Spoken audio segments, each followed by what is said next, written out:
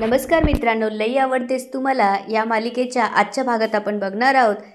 सानिकाला जेव्हा सरकारचं सत्य समजतं तेव्हा ती सरकारकडे येऊन त्याला विचारू लागते, तू हे काय करतोयस? अरे जे करायला आलाय ते कर ना. त्यावर सरकार तिला विचारू लागतो, म्हणजे कामच करतोय की. त्यावर सानिका म्हणते, हे नाही, मेन काम. ज्या कामासाठी तू या गावात घुसलायस, माझ्या घरात घुसलाय, ते काम. त्यावर सरकार सानिकाकडे बघू लागतो आणि तिला विचारतो, असं का बोलतीयस तू? काही झालंय का? त्यावर सानिका म्हणते, नाही, पण कधी पण होऊ शकतं. सरकारला काही समजत नसतं, सानिका असं का बोलते. पुढे सानिका विचारू लागते, तुला मला काही सांगायचं आहे का? त्यावर सरकार म्हणतो, नाही, आणि जे काय होतं ते मी आधीच सांगितलंय की. त्यावर सानिका म्हणते, खरं काय ते विचारतीये रे मी. त्यावर सरकार म्हणतो, म्हणजे तू काय विचारतीयस? मला जरा नीट सांगशील का? त्यावर सानिका म्हणते, सांगते. नीट समजल ना अशा भाषेत सांगते. ती पुढे म्हणू लागते, मला आता सांग, पहिले मला मारायचं आहे की माझ्या पप्पाला? हे ऐकून सरकारला धक्का बसतो आणि तो विचारू लागतो, सानिका काय झालंय काय तुला? असं का बोलतीयस? त्यावर सानिका म्हणू लागते, मी कसं बोलतीये ते सोडून दे, पण मी काय खोटं बोलतीये का ते मला सांग. त्यावर सरकार म्हणू लागतो, अगं तू काय वेडी आहेस का? त्यावर सानिका म्हणते, वेडीच आहे मी. तुझ्यावर विश्वास ठेवला, तुझ्यावर प्रेम केलं, तुला जीव लावला. तू म्हणतोय ते बरोबर आहे, खरंच वेडी आहे मी. सरकार सानिकाला विचारू लागतो, अगं सानिका काय झालंय नक्की सांगशील का? त्यावर सानिका म्हणू लागते, अरे अजून किती खोटं बोलशील, किती खोटं वागशील? त्यावर सरकार म्हणू लागतो, अगं कधी खोटं बोललोय मी? जे खरं होतं ते आधीच सांगितलंय की मी. त्यावर सानिका म्हणू लागते, खोटं खोटं, तू खोटा, तुझं प्रेम खोटं, तुझं वागणं खोटं, सगळं खोटं. आणि ती म्हणू लागते, तू बदला घ्यायला आलायस इथे, फक्त बदला. आणि ती तिच्या जवळचं लेटर सरकारला देऊन म्हणू लागते, घे आणि वाच. सरकार सानिकाजवळचं लेटर आणि फोटो हातात घेतो तेव्हा त्याला धक्का बसतो आणि तो सानिकाकडे बघू लागतो. सानिका त्याला विचारते, कधी मारणार होतास मला, लग्नाआधी की लग्नानंतर?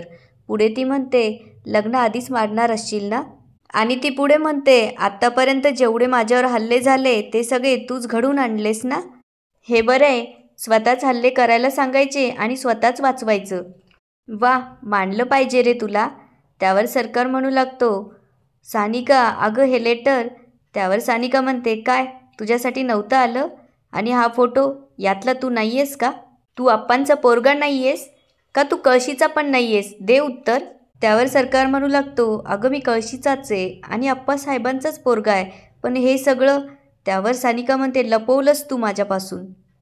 तुला ना फक्त आमचा बदला घ्यायचा होता, योग्य वेळ पाहून आमचा जीव घ्यायचा होता. ती पुढे म्हणू लागते, माझ्यासोबत खोटं प्रेमाचं नाटक केलं तू, माझा विश्वासघात केलास तू. आणि ती सरकारची गच्ची धरून म्हणू लागते, आणि ऐक, माझ्या पप्पाच्या केसाला जरी धक्का लावलास ना तरी जीव घेईल मी तुझा. माझ्या फॅमिलीला जर कोणी काही केलं ना तरी सानिका जितकी चांगली आहे ना तितकी वाईट पण बनू शकते, कळलं? हे ऐकून सरकार सानिकाला म्हणू लागतो, सानिका अगं मी तुला आणि तुझ्या फॅमिलीला कधीच काही होऊ देणार नाही, आणि मी कुठल्याही वाईट हेतूने इथं आला नव्हतो, खरंच. माझं ऐकून तर घे. त्यावर सानिका म्हणू लागते, एवढं खोटं वागून असं बोलायला लाज नाही वाटत का रे तुला?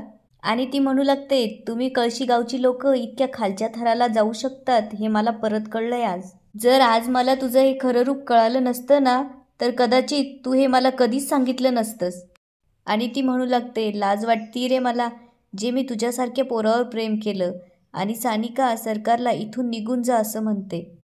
आणि सानिका तिथून निघून तिच्या खोलीत येते. सरकारही तिच्या मागे मागे येतो आणि म्हणू लागतो, अगं सानिका माझं ऐकून तर घे. त्यावर सानिका म्हणते, अजून काय खोटं बोलायचंय? त्यावर सरकार म्हणतो, सारखं काय खोटं खोटं लावलंय? आणि तो म्हणू लागतो, हे लेटर खोटं आहे, कारण हे लेटर असं कोणी मला लिहूच शकत नाही. त्यावर सानिका म्हणते, मग तो फोटो पण खोटा आहे असं म्हणायचं आहे का तुला? त्यावर सरकार म्हणतो, फोटो खरा आहे, पण हे सगळं मी तुला सांगितलंय की आधी. मी जे पत्र लिहिलं त्यात हेच सगळं लिहिलं होतं. त्यावर सानिका म्हणते, अरे बस कर, अजून एक खोटं, अजून किती खोटं बोलणार आहेस? नाही, मला ना आता तुझ्याशी बोलायचं नाही, तू जा इथून. आणि त्या सरकारला ती ढकलत ढकलत बाहेर काढते आणि तिच्या खोलीचा दरवाजा लावून घेते. सरकार, सानिका ऐकून तरी घे माझं असं म्हणून दरवाजा वाजवू लागतो, पण सानिका मात्र दरवाजा उघडत नाही आणि जोरजोरात रडू लागते. सरकार मात्र शांत होऊन खाली बसतो. सई हे सगळं बघत असते. सई मात्र खूप खुश झालेली असते, कारण तिच्यामुळे सरकार आणि सानिका वेगळे झालेले असतात. इकडे सरकार त्याच्या खोलीत येऊन विचार करू लागतो.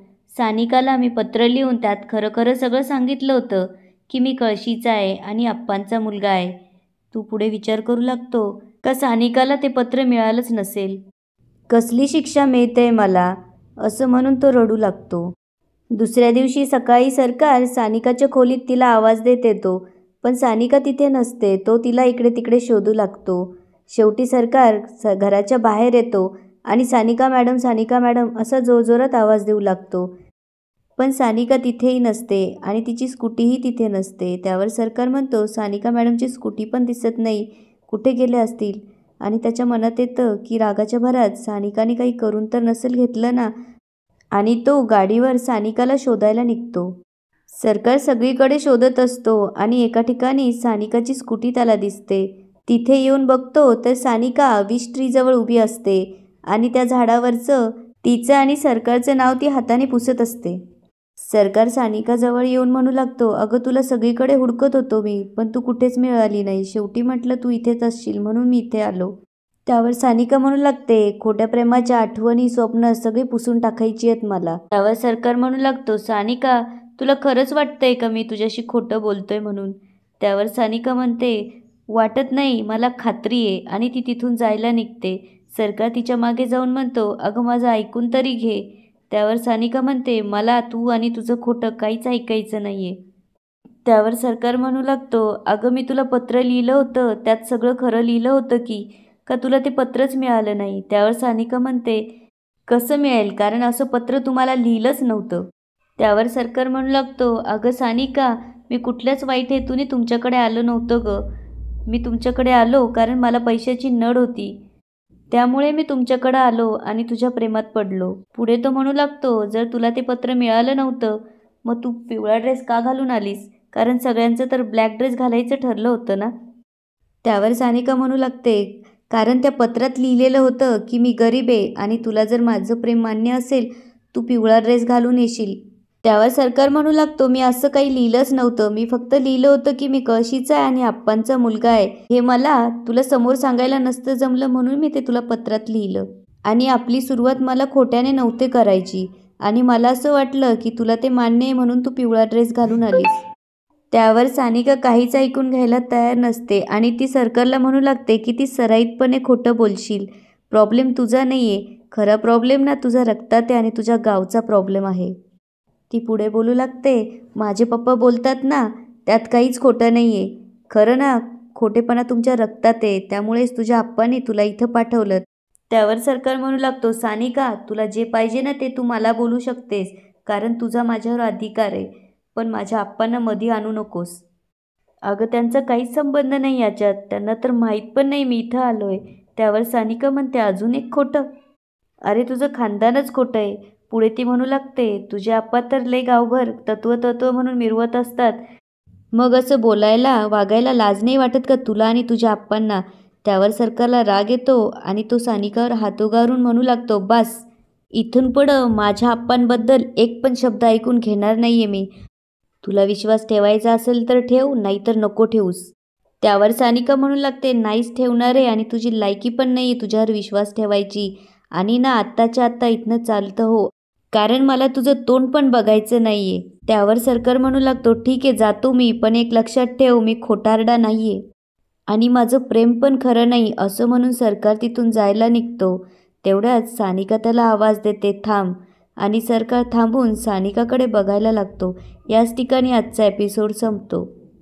धन्यवाद.